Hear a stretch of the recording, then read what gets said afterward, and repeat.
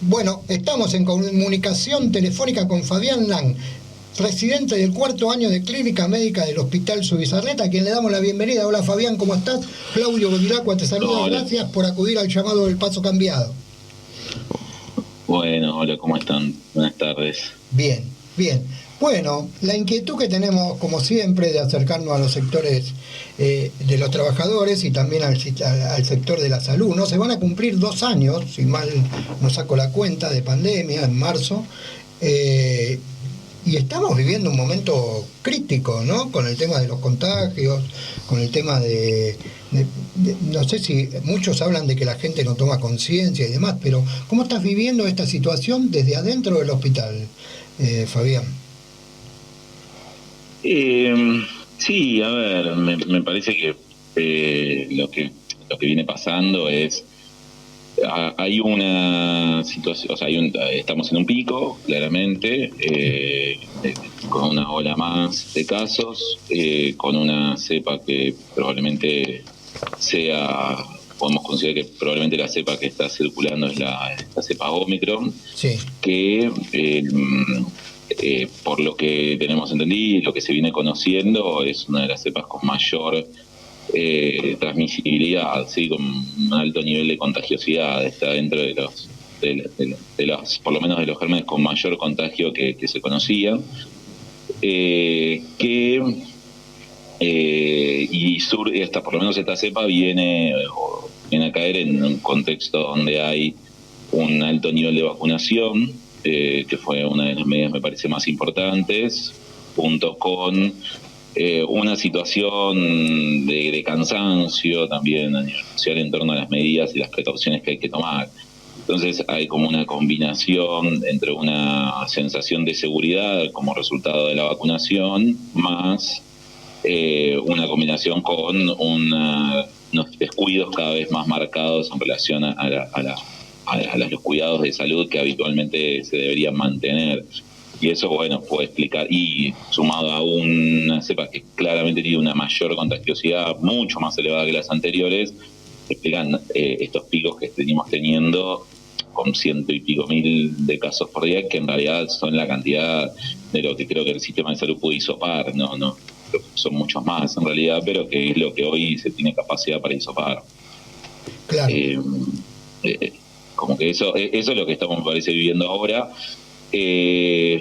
con una demanda enorme nuevamente al sistema de salud, y en este caso como resultado de por un lado quizás lo que es el área de internación de terapia intensiva no es el más demandado en relación a que no hay una ocupación del 100% como sí sucedió en otros momentos.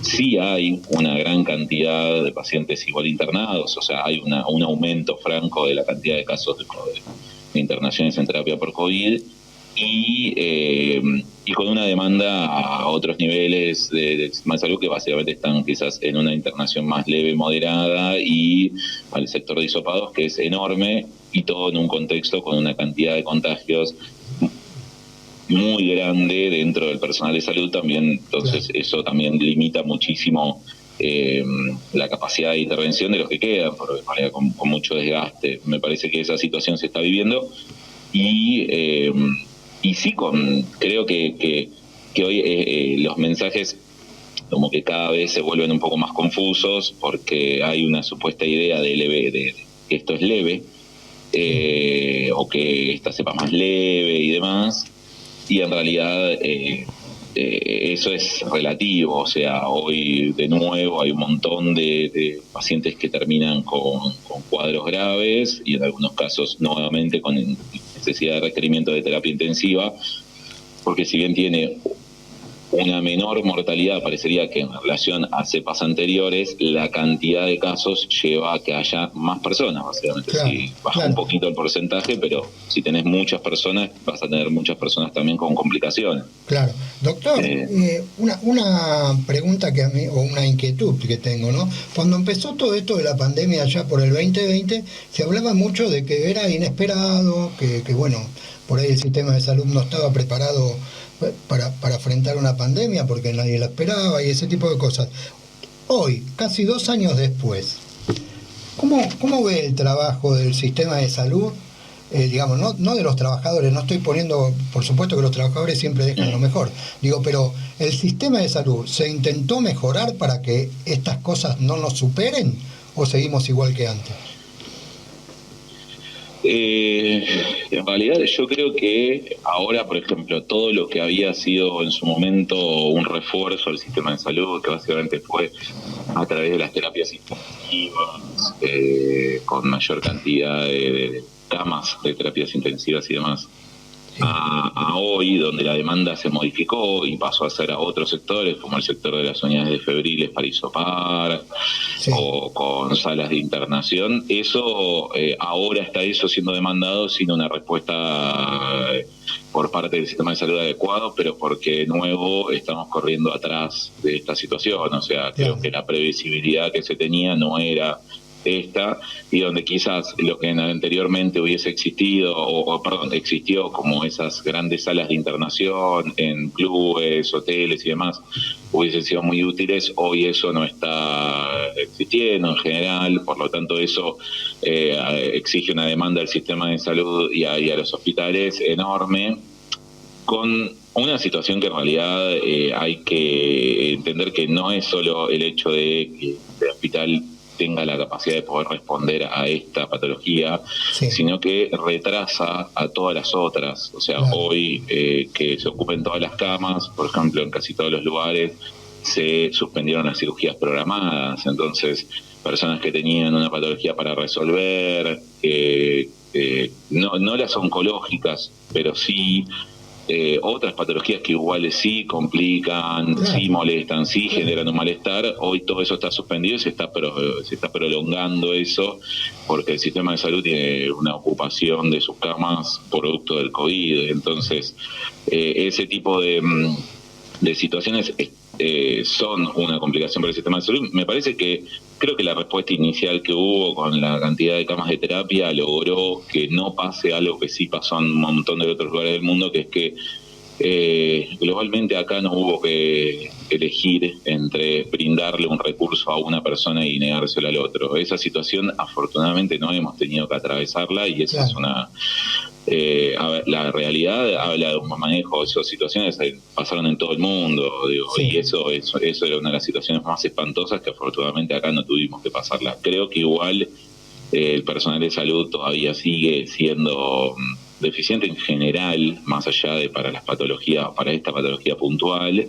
Obviamente cuando se siente desbordado por estas situaciones, que son situaciones excepcionales, claramente queda en evidencia, pero en general hay un déficit. O sea, todavía hay un déficit de nombramientos, las jubilaciones que no traen un nombramiento atrás, acompañado como para poder mantener eso, la falta de contrataciones para las personas que están licenciadas por enfermedad y demás, todo eso no se termina de resolver. Claro, eso es una decisión, digamos, política que tiene que ver con lo económico, a tu entender, ¿no? Digamos, doctor, digamos, o tiene que ver con que, digamos, no hay presupuesto destinado decididamente para el sistema de salud. Yo creo que, a ver, por lo menos acá este hospital depende de la ciudad de Buenos Aires. La ciudad de Buenos Aires viene teniendo una política de evaluación en lo que fue el manejo de la pandemia, que en realidad es una muestra de cómo viene en general manteniendo un montón de situaciones a nivel sanitario, que es no viene apostando a un crecimiento del sistema de salud. En general viene bastante estancado en términos de tanto desde lo infraestructural como también a nivel de personal, ni hablar de la cuestión salarial, digo, son todos elementos donde hoy Ciudad viene muy retrasado en relación a lo que eran los salarios hace algunos años, con paritarias que fueron cada vez más a la baja. Si nos tenemos para pensar, desde que empezó la pandemia hasta ahora perdimos salario, lo cual es increíble que en ese contexto no hayamos podido, por lo menos no perderlo, digo. Me parece que igual esto es un resultado de una política del gobierno de la ciudad con una complicidad gremial. Ambos sectores, en este caso, conviven y permiten que suceda esto. Claro. Es una doble combinación, ¿no? Claudio Gallo, que está al lado mío, te quiere hacer algunas preguntas. Hola Fabián, ¿cómo estás? Hola, ¿cómo estás, Claudio? Bien. Bien, mira, tenemos información de que el sector de ergometría del Hospital Fernández y el sector de rayos del Hospital Ramos Mejía no están atendiendo porque tanto los técnicos como los médicos están todos contagiados con COVID.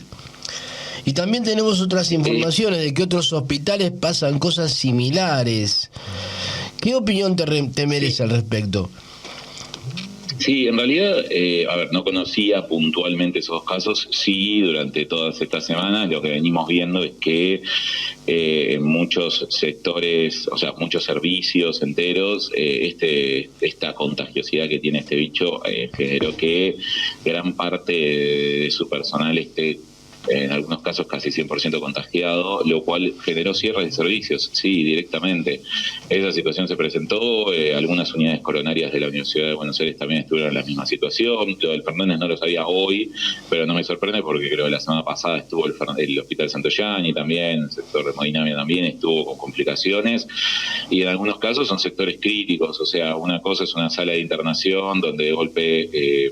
como pasa en muchos sectores, incluso hay personal, incluso si no está la residencia con capacidad de poder salir a resolver eso, como viene pasando por ejemplo en nuestro hospital, siempre con una disposición para poder trabajar en conjunto con el personal de planta y demás, y hay otros sectores que son mucho más críticos, las unidades cerradas como la unidad coronaria, la terapia intensiva, hemodinamia y demás, que son sectores que son necesarios para poder resolver patologías agudas que si no se resuelven tienen un costo enorme para la salud de la persona. Eso viene pasando. Me parece que ahí lo que habla es, o sea, hay un déficit en el backup, o sea, como debería de existir los equipos, algún tipo de equipo de reserva que pudiese funcionar para evitar que eso suceda.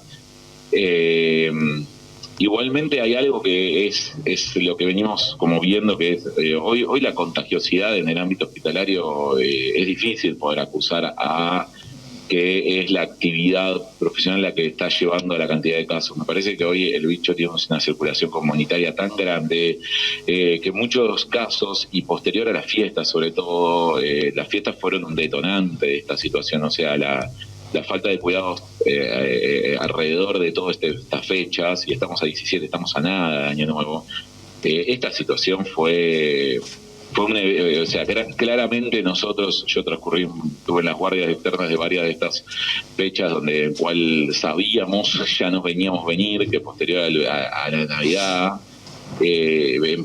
esta ola iba claramente a empezar a crecer, y lo empezamos a notar inmediatamente porque fueron eventos que mucha gente estaba hace mucho tiempo esperando el encuentro con sus familias y demás, en un momento donde claramente no era aconsejable, o por lo menos con la falta de cuidados que se tuvo, y sigue siendo un bicho donde principalmente los contagios están ligados a las reuniones sociales. O sea, esta situación realmente no se modificó a ver, no quiere decir que los centros de trabajo no sean un foco de contagio, pero sin embargo lo venimos viendo desde el inicio. El mayor porcentaje de los contagios se dio en el ámbito de reuniones sociales o reuniones familiares, porque en el ámbito laboral, en general, el uso del barbijo, los 2 metros de distancia y el alcohol prevenían francamente la contagiosidad.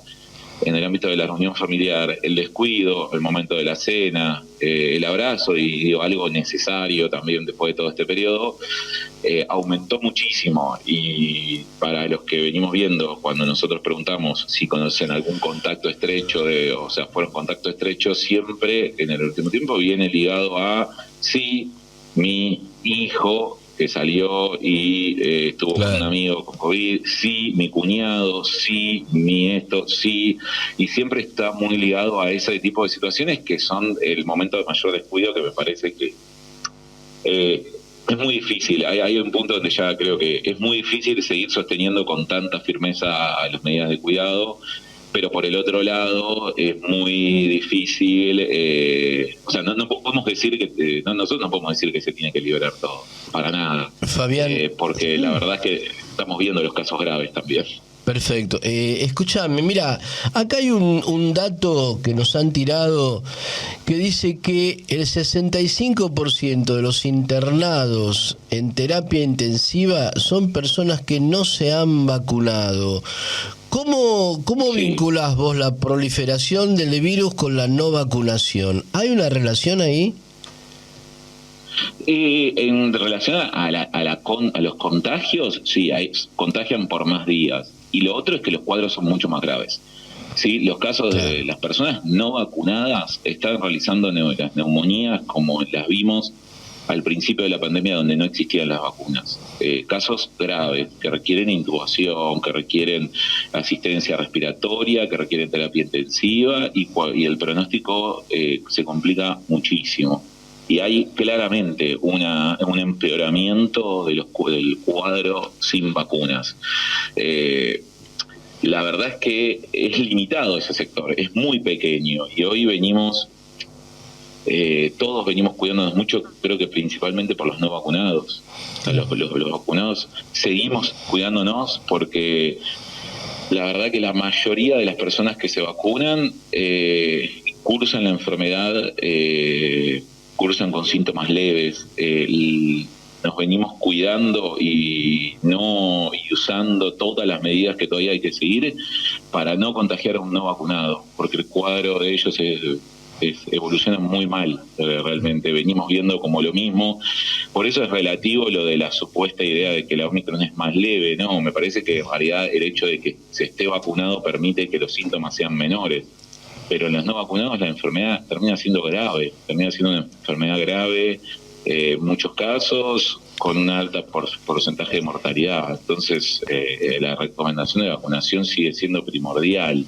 Hoy no tenemos otra medida, no hay un tratamiento específico para esto. Es solamente la vacunación, es lo único que permitiría reducir esos síntomas. No que no se tengan, no es que no van a tener fiebre, no es que no van a tener dolor de garganta, no es que no van a tener dolor de cuerpo ni dolor de cabeza, pero queda solo ahí y no se complica y no pasan a tener una neumonía, no pasan a tener cuadros como más complicados, que me parece que es eso lo que eso se sigue viendo. Y cuando vemos a un no vacunado con COVID terminamos diciendo, mira, esto es como hace 2 años, mira, vemos las imágenes, sus radiografías, sus tomografías, y decimos, mira, es como antes, como hace 2 años. Claro. Te sacó un poquito del tema COVID y vamos a meternos un poco en el tema más político del hospital público. Hace más o menos 1 año, año y medio, no recuerdo bien las fechas, pero son esos más o menos los tiempos, el gobierno de la ciudad de Buenos Aires le sacó las turneras a los hospitales. Y ahora, desde hace varios meses, conseguir un turno con cualquier especialidad médica en cualquier hospital de la ciudad es un verdadero calvario. ¿Qué nos podés contar al respecto? Mira, la realidad es que por mi sector, o sea, donde yo trabajo, mi sector no está en el ámbito ambulatorio, lo cual genera que no conozco en profundidad, o sea, yo no hago consultorio, yo me dedico a la internación exclusivamente. Sí, entiendo que desde la aparición del 147 se ha limitado o parecería de haberse limitado el acceso a la salud para un montón de sectores. Me parece que en realidad también eso tiene que venir acompañado de o sea, para poder, me parece, ingresar al sistema de salud, lo ideal sería que la gente pueda acceder a través de los centros de atención, no de los hospitales, sino a través de los centros de atención primaria, o sea, de centros de salud comunitario, como los CEMAR y demás estructuras que se han creado, que son los centros periféricos al hospital. Creo que en ese plano eso sí está pudiéndose lograr. Lo que todavía hay también, que me parece que hace falta hay que reeducar muchísimo a la población, es que el primer sitio de atención frente a cualquier consulta que uno tenga no debería ser el hospital, debería ser el centro de salud local, porque es lo que en definitiva permite y garantiza y ordena también. Muchas veces la consulta primera en el hospital es quemar, es como ir a buscar el recurso más elevado cuando quizás uno con un recurso que es un centro de salud, podría empezar y hasta incluso en muchos casos puede resolverlo en ese ámbito. El tema es que eso no hay un planteo sobre la importancia de la salud primaria, de la atención primaria, de la prevención, no hay una política que acompañe eso, entonces genera que sí, la demanda hospitalaria es enorme y en muchos casos injustificada. Me parece que los centros de salud son los lugares donde todo el mundo debería primero acudir como para ordenar, y que realmente lo que venga al hospital sea lo que requiera de un nivel un poco mayor de atención. Pero eso es producto de que me parece que no hay una apuesta tampoco al sistema de salud preventivo y a la atención primaria de salud. O sea, solamente con el 147 pusieron un embudo, pero no acompañan a que ese embudo se direccione hacia los centros de salud comunitarios, por ejemplo. O sea, y no veo, parte del gobierno de la ciudad, una política de promover esos lugares. O sea, los CESAC siguen siendo los mismos, con el personal que tienen, no, en muchos casos no se amplían para poder recibir ese caudal que el hospital ahora no debería recibir y lo deberían recibir ellos. Entonces la gente quedó medio en el medio de un embudo, que es el número imposible de obtener un turno o con un montón de fechas o de semanas por delante. Claro. Eso hay que ver cómo se acomoda. Pero por eso, tiene Fabián, otra vez Claudio Bevilacqua, eso tiene que ver con una idea política de la salud, porque yo lo que entiendo con todo esto que nosotros estamos hablando, es que los tiempos de la salud de una persona no son los que manejan los hospitales.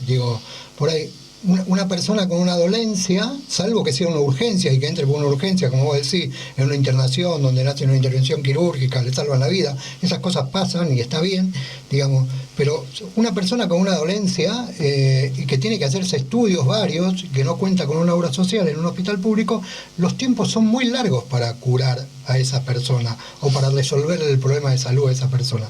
¿Vos lo entendés de esa manera? Sí, de hecho yo creo que el gobierno de la ciudad incluso ha creado como una especie de obra social, la verdad no me acuerdo ahora cómo se llama, sí, que es como un plan médico para los ciudadanos de la ciudad, y en algún punto me parece que intenta hacer una atención diferenciada quienes viven en la ciudad y quienes no viven. Me parece incorrecto, porque básicamente hacer una delimitación tan marcada entre la persona que vive en la ciudad y quien vive en la provincia de Buenos Aires es medio ridículo. Básicamente son dos sectores que están separados por Riachuelo, la General Paz. Eso es lo único que nos divide, y que me parece que con eso el gobierno de la ciudad lo que intenta es hacer una atención diferenciada, y entiendo que es una política también de promover a su propia con una perspectiva también electoral, sus votantes y demás, como en algún punto haciendo una atención diferenciada entre los que viven en la ciudad de Buenos Aires y que no lo hacen. Me parece que el 147 también tiene un poco ese objetivo, el de dividir un poco las aguas entre si son o no son de la ciudad de Buenos Aires, y entiendo que son dos políticas distintas las que van manejando en provincia y en ciudad. Ya hace mucho viene con una cuestión de intentar promover como un planteo de eficiencia, pero que está ligado a los números, y la verdad que en la salud es muy difícil plantear eficiencia y números de la mano. O sea, imagínate que, un cirujano está en una guardia, toda una guardia, y quizás le puede tocar que en una guardia opere 2 personas de urgencia. Claro. Y uno dice, pero estuvo 2 cirugías. Y sí, pero hay días cuando tiene 15, 10. Claro. Su sueldo está hiper justificado. Claro. La realidad es que no puedes medir la productividad en torno a eso. Entonces, muchas cosas el gobierno de la ciudad intenta ver y volcar horas, empieza a poner como parámetros que son muy difíciles de aplicar en la salud. Claro. O sea, de hecho, por más que haya atendido a una sola persona, porque de golpe requirió una sola cirugía y porque afortunadamente nadie le pasó nada más, claro, ya lo vale. Ya lo vale. O sea, entonces no es muy difícil eso, y en eso el gobierno de la ciudad, a través también de la hace algunos años puso algo que son los directores administrativos, que son como una figura, además del director de hospitales hay una figura que es el director administrativo, que fue un planteo que se ha hecho también del gremio y demás, de plantear, como siempre se habló, de eran los CEOs hospitalarios, sectores que venían a ver desde una óptica administrativa esto, que es complejo porque, de nuevo, o sea, no es muy difícil evaluar el sistema de salud en torno a productividad. El sistema de salud, y aparte es muy difícil evaluarlo a corto plazo. O sea, ¿cómo vos medís que estás haciendo prevención de una persona o de un grupo de personas para que no desarrollen una enfermedad del corazón? Lo podés medir en 10, 15, 20, 30 años. En ese tiempo vas a poder ver si tu política que aplicaste ahora, claro, en 30 años hay menos infartos realmente. Entonces, ¿cómo medís eso?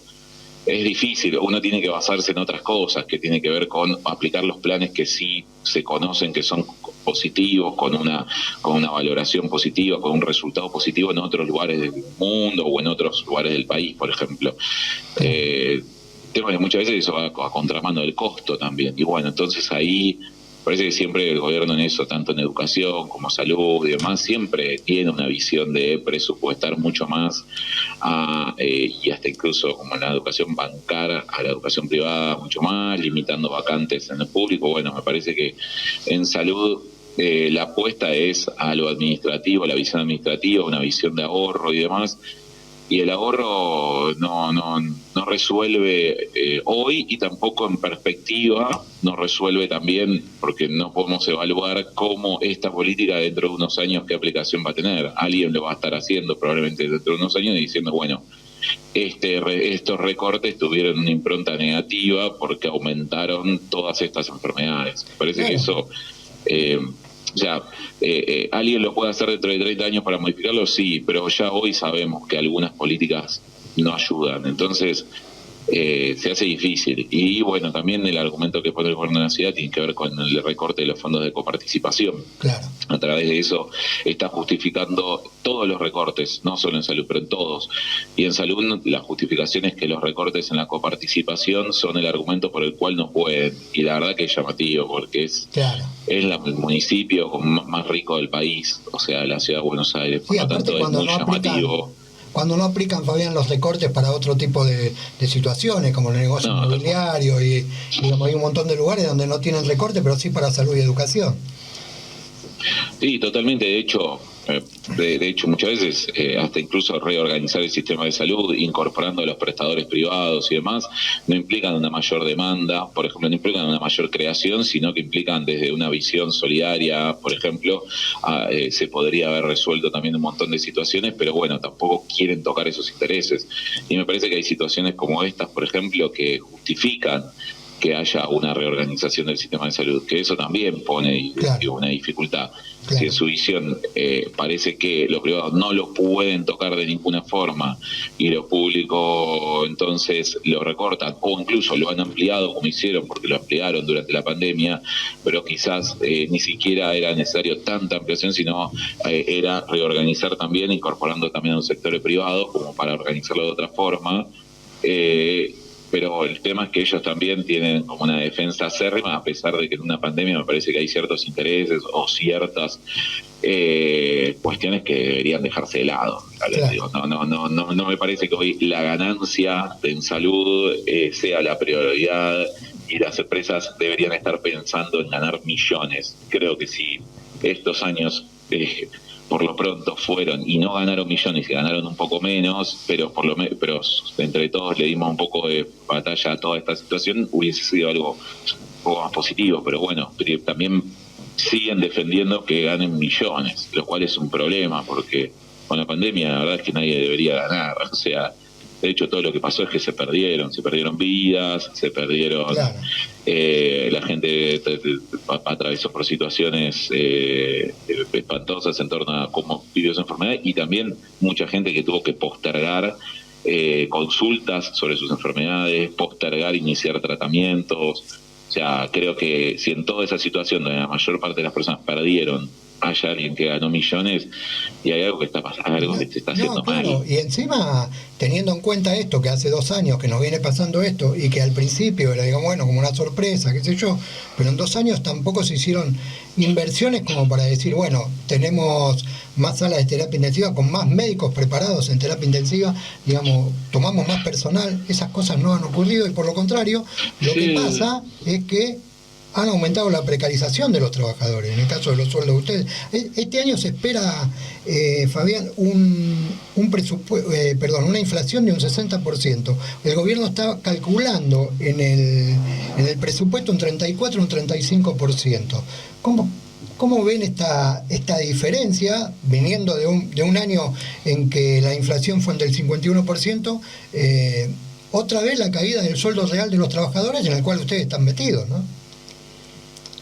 Sí, eso creo que es una constante de los últimos, de ya no sé de cuántos años, que es la discusión paritaria siempre, la discusión salarial siempre, el gobierno de la ciudad va a la baja en torno a la inflación y con una complicidad enorme por parte del gremio. Me parece este año por primera vez hay una lista amplia opositora a la actual conducción gremial que debe llevar casi 30 años de conducción, claro.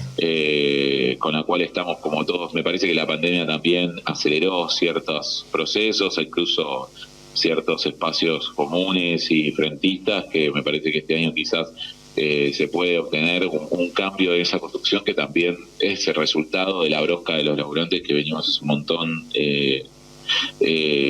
yo con mucho menos años dentro del sistema de salud, pero otros con muchos más, pero que vienen viendo la pérdida de su salario real hace muchos años, las pérdidas de condiciones laborales y demás, y creo que la pandemia, el hecho de perder en pandemia fue un detonante que generó esto, una gran bronca que se acumuló y evidentemente por suerte se está intentando construir ciertas expresiones que son resultado de en algunos lugares de la organización de los trabajadores, son resultado de las asambleas que hubo, en otros lugares son unificaciones de listas que había opositoras y demás, que me parece que se viene en perspectiva un cambio en lo que es la conducción del gremio, o creo que por lo menos hay que ir en esa dirección, como para empezar a tener también una herramienta que pueda poder plantarse frente a la política del gobierno de la ciudad y ir llevando adelante. Me parece que es una necesidad que cada vez se hace más imperiosa, la de tener algún tipo de herramienta que nos haga, que no es que no existen, las asambleas tienen sus resultados, tienen su peso, pero que eso tenga un correlato y que tenga una expresión gremial, me parece que es algo que es un salto de calidad también, y que permite también pensar en perspectiva, poder dar otras batallas para el gobierno de la ciudad, también de nada, ¿no? Con un gobierno de la ciudad que en general convive con la mayor parte de los gremios, porque lo sabemos, tiene aliados en todos los gremios, con sectores que no deciden no pelear, no luchar, no enfrentarse, o quienes lo hacen en soledad, con muy poco acompañamiento también. Hay pequeños reductos donde hay ciertos enfrentamientos con el gobierno de la ciudad, pero desafortunadamente no son una expresión como mayoritaria.